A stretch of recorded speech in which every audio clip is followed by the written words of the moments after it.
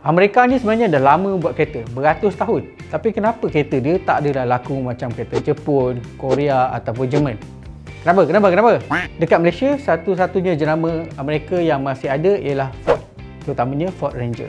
Okey, jenama lain macam Chevrolet, Fiat, Alfa Romeo yang berada di bawah FCA Group, iaitu pemilikan Amerika dan Itali, semuanya dah bungkus tepi. Sampaikan kalau korang nak beli kereta terpakai Chevrolet, harga dia mahal sikit je daripada Yamaha Legenda. Itulah tahap sales value ataupun resale value sebuah kereta Chevrolet. Kalau dekat Malaysia macam tu dia punya sedih, dekat Amerika pun sebenarnya GM, Ford dan FCA ni tak adalah terror mana. Sebab dia orang terpaksa bekerja keras untuk kekalkan penguasaan pasaran sebanyak 40%. Sebagai perbandingan, Proton dan Pro 2 ada pegangan pasaran kira-kira dalam 57%. Banyak kan? Jadi, apa sebenarnya masalah kereta Amerika ni? Apa?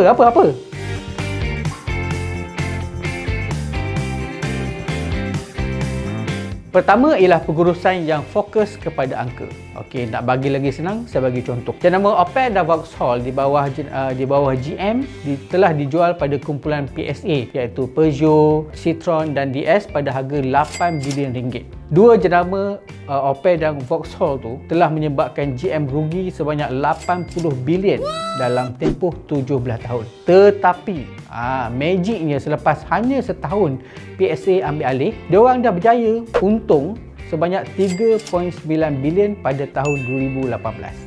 Macam mana boleh jadi macam tu? Sebabnya ialah bila GM ambil Opel, dia telah hantar ketua operasi yang fokus kepada penjimatan je. Ini sebenarnya satu langkah yang defensif dan menyebabkan Opel dikenali sebagai jenama yang murah, tidak berkualiti dan ada banyak masalah. Sedangkan GM perlu bangunkan Opel macam jenama yang lebih mewah, macam Audi. Bukannya hasilkan produk copy paste daripada Chevrolet.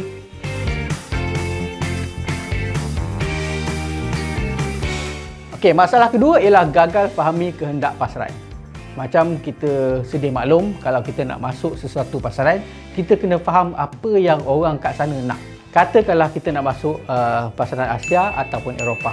Masalahnya, pengurusan GM ni kalau dia nak hantar ataupun dia nak perkenalkan model dekat pasaran Eropah atau Asia, diorang ni lebih nak ambil model-model yang besar dan kuat makan minyak. Bayangkan macam mana korang nak bawa SUV yang saiz besar gila tu dekat jalan-jalan yang sempit dekat Perancis ataupun nak layan jam dekat India. Memang masak lah kan. Disebabkan diorang ni tak buat research, GM akhirnya terpaksa keluar daripada pasaran Asia sama ada Jepun ataupun India dan termasuk dalam Malaysia.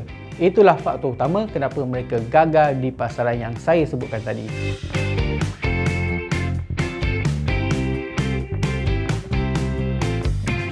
Masalah ketiga, diorang terlalu fokus kepada SUV. Dengan iklim ekonomi yang sekarang ni, dengan COVID kan, orang tak boleh nak berjalan, jadi permintaan terhadap bahan bakar kurang. Dan bila kurang, harga tu menjadi semakin murah dan ramai juga pengguna yang beralih kepada SUV dan crossover. Jadi, apa yang tiga syarikat Amerika ni buat ialah diorang berlumba-lumba untuk menghasilkan lebih banyak model SUV.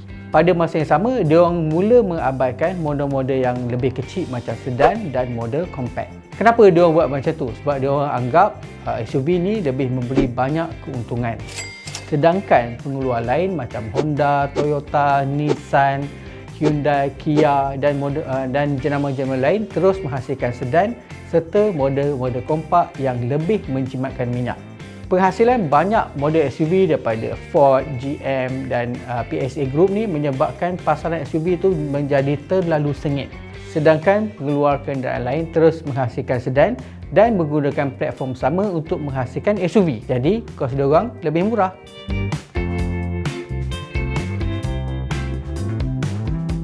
Okey, masalah keempat ialah perlindungan cukai. Salah satu sebab kenapa SUV crossover menjadi pilihan rakyat Amerika ialah harganya yang kompetitif.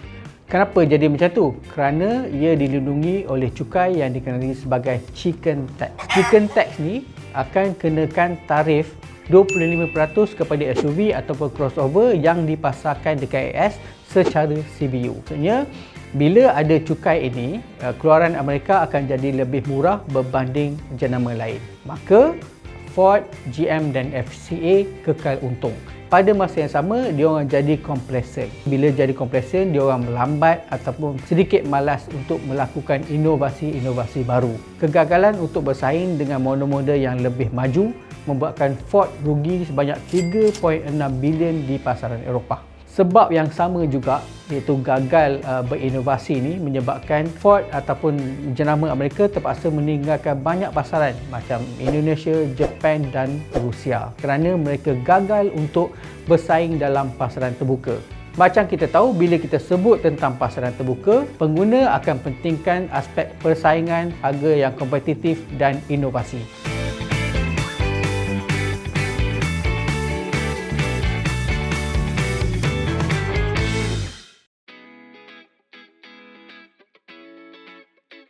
Masalah kelima ialah kualiti.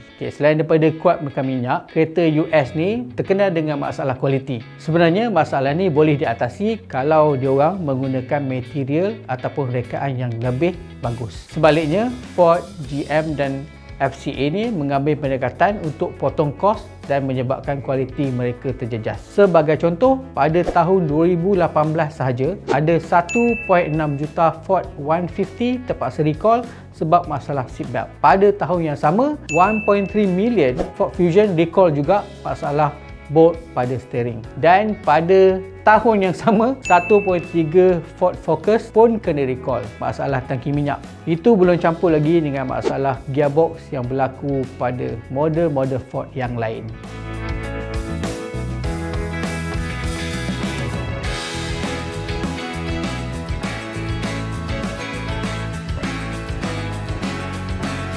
Masalah yang terakhir ialah pengurusan yang berterabur dan selalu bermasalah. Okey, berbeza dengan tim pengurusan syarikat Jepun, pengurusan AS ni sebenarnya selalu tukar CEO kalau CEO tu tak capai target.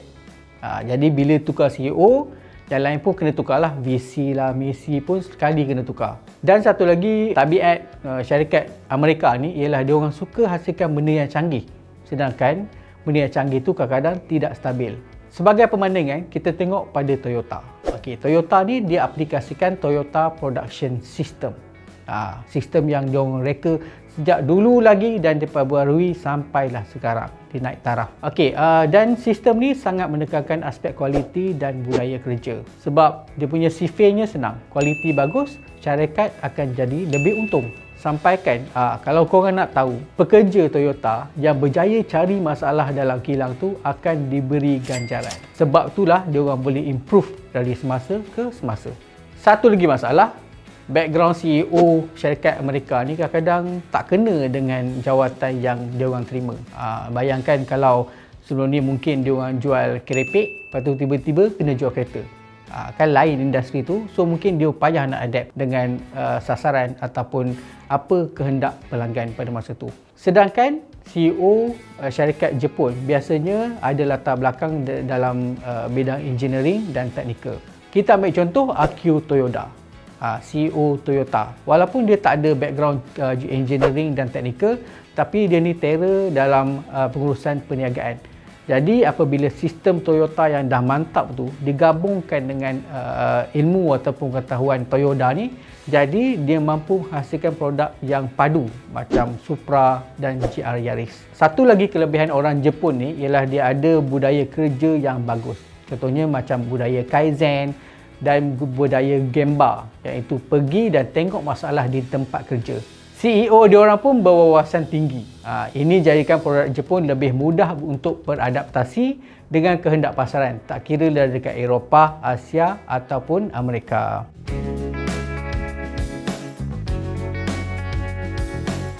Itulah dia 6 sebab kenapa kereta Amerika tak laku ataupun tak adalah power sangat. So, siapa-siapa yang pakai Ford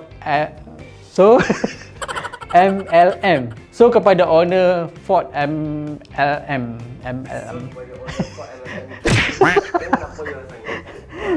So kepada jangan naik. So kepada semua owner Ford Malam EcoBoost, tak payahlah poyok sangat. Subscribe lah channel Mekanika dan dapat sikit ilmu daripada kita orang. Okey. Kan betul kan? Macam tu, boleh?